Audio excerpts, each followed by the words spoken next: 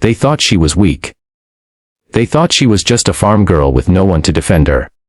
But when the bullies pushed her too far, with one trembling call, she reached her father. What they didn't know was that her father wasn't just any man. He was the director of the FBI.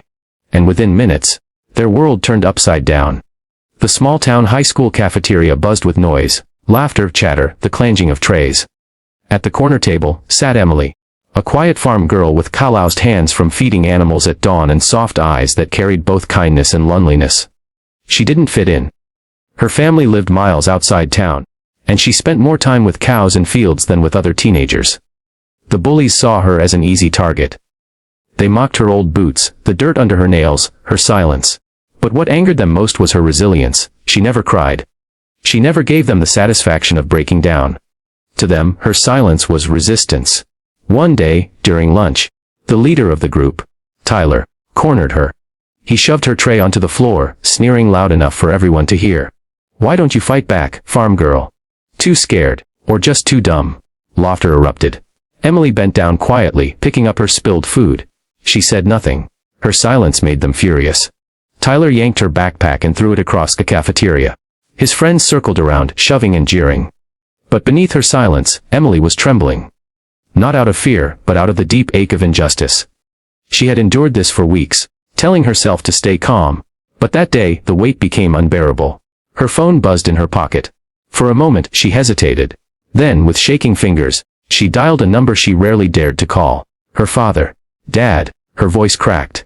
"It's happening again. I can't." The line went quiet. Then a deep, commanding voice answered. "Stay where you are, Emily. I'm on my way." What no one in that cafeteria knew was that Emily's father wasn't just any father. He was Jonathan Reid, the director of the FBI. A man whose presence could silence a room of politicians, whose decisions shaped the safety of a nation. And when it came to his daughter, there was no compromise. Minutes later, the cafeteria doors burst open.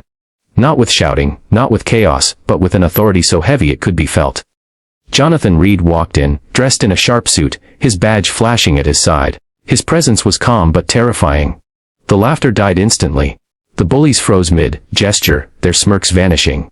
His eyes scanned the room until they landed on Emily, his daughter, standing small in the middle of the circle of jeers. He didn't rush, he didn't shout. He simply walked over, each step echoing louder than the last. "Emily," he said softly, placing a hand on her shoulder. "Are you hurt?" She shook her head, tears welling up. For the first time in weeks, she felt safe. Then Jonathan turned to the bullies. His voice was calm but sharp as steel. "You think harassment makes you powerful. You think cruelty makes you strong."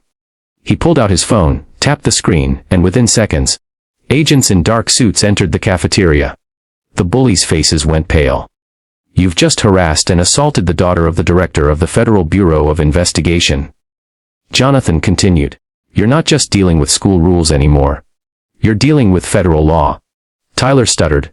We were just joking." "Joking?" Jonathan cut him off. His tone carried the weight of 1,000 storms. "Intimidation.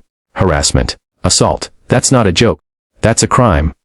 The entire cafeteria watched in stunned silence as the bullies were escorted out, their arrogance shattered. Students who had once laughed now sat frozen, realizing they had witnessed a power no one dared challenge. Emily clutched her father's hand. For the first time, she didn't feel small. She didn't feel invisible. She felt seen, protected, and stronger than ever. Jonathan knelt to her level and whispered, "Never mistake silence for weakness. You resisted with dignity. And today, the world saw that you are far stronger than they'll ever be." At closing message, that day, the bullies learned a lesson they would never forget: the quiet ones are never truly alone. And Emily. She carried a new strength within her heart. The knowledge that justice, courage, and love would always outweigh cruelty. Never underestimate someone's silence. You never know the power standing behind them.